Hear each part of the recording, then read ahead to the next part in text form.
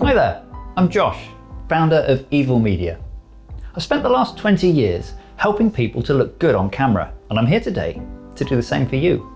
Whilst we might not be prepping you for a red carpet, we're going to help you look and sound better on your video calls, and I'm going to give you some hints and tips to get you webcam ready.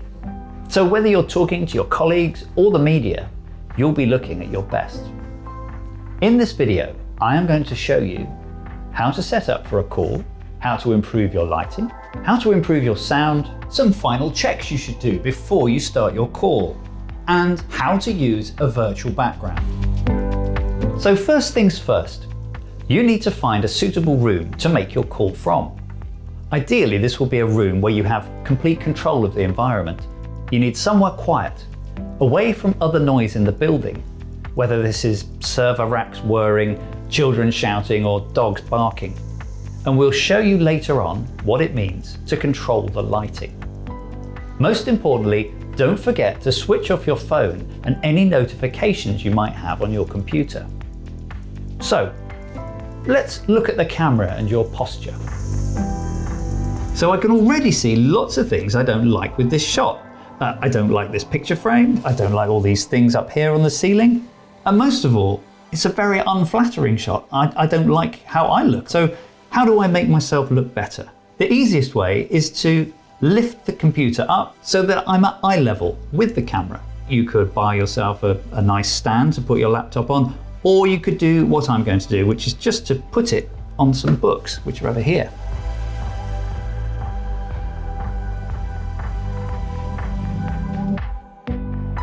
I think that's looking a lot better. The eye line's certainly a lot better. I'm central to the shot. I've got a little bit of headroom, but not too much.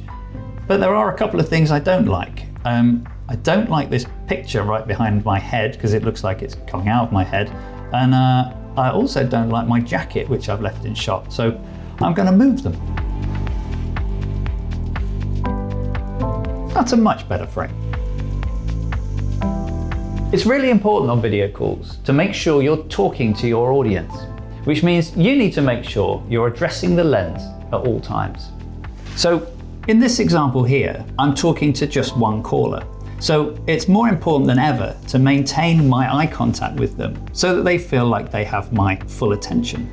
But what I like to do is to move my caller to the top of the screen so it's closer to the camera. That way, if I do want to look at them, then it's a very small adjustment in my eye line, and what I'm not doing at any point is breaking my connection with them. Let's talk about lighting. The easiest way to control lighting is to exclude any natural daylight and bring in artificial light sources, so you can adjust the brightness, temperature, and softness of the light. I would recommend investing in a few small lights that enable you to do this easily. You can find some links to some suggestions below this video. If you have no choice but to use natural daylight from a window, never position the camera facing the window, as you will most likely appear just as a silhouette. Instead, position your camera so that the source of the daylight is behind the camera and the light is falling on you, which I think you will agree looks much better.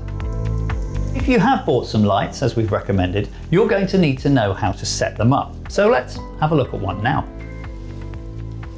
This is a small LED panel. It's got a nice bit of diffusion on the front, so the light is nice and soft when it hits you. You've got this little dial on the back here that when you turn it, it switches the light on and allows you to adjust the brightness.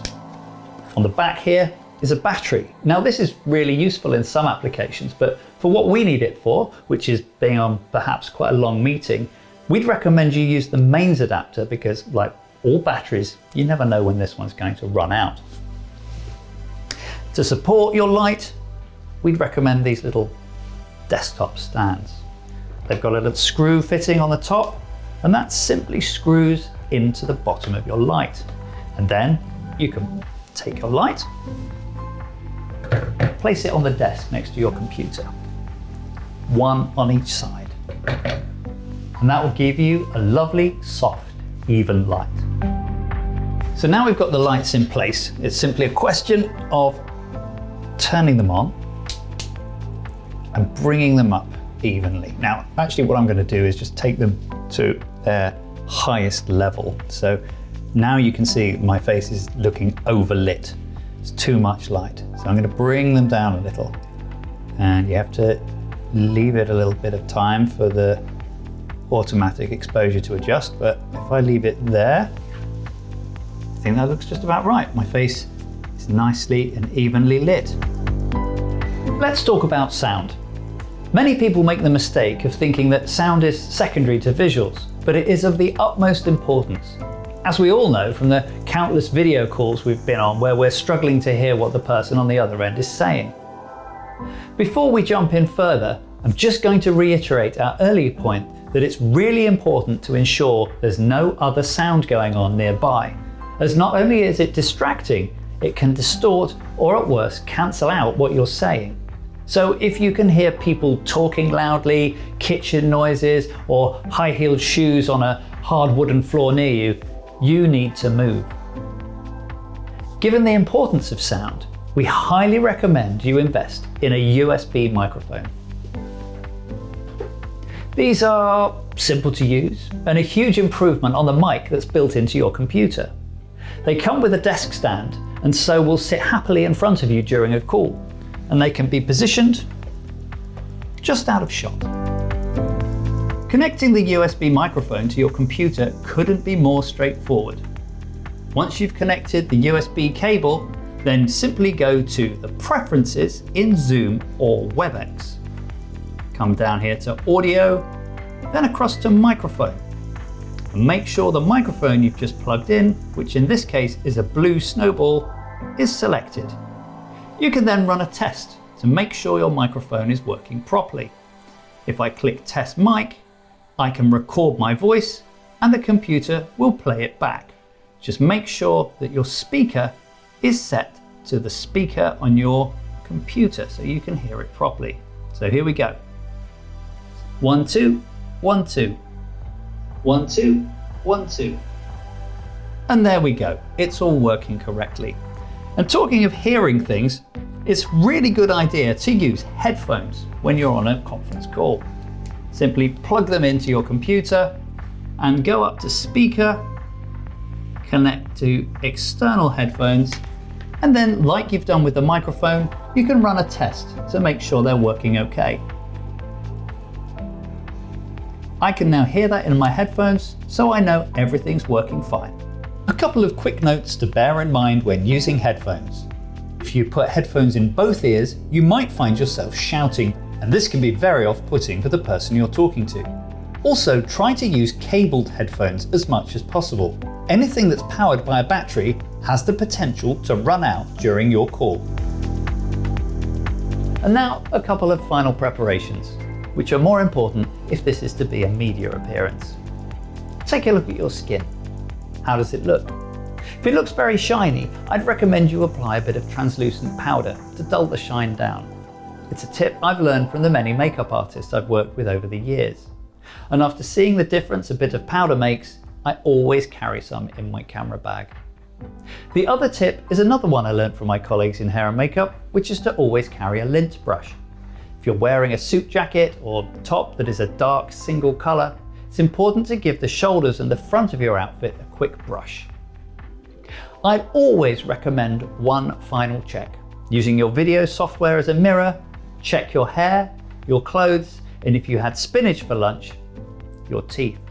Our last tip is to use a virtual background during your call. This is an ideal solution if you do not want people to see where you are, or as an organisation, you all want to use similar backgrounds for continuity. If you use this effect in conjunction with the green screen, it will help the software tell which part of the image is you and which part is the background far more easily, giving a far more convincing effect. In order to use a virtual background, all you need to do is go into the preferences of either Zoom or WebEx and select the virtual background you would like to use from any image you have loaded on your computer. In Zoom, you can also let the software know if you're using a green screen, And you can even help it achieve a better result by manually selecting the specific green in your image you would like to remove. So that wraps up our video on how to make better looking, better sounding video calls. We hope this gives you the confidence to make more professional video communications.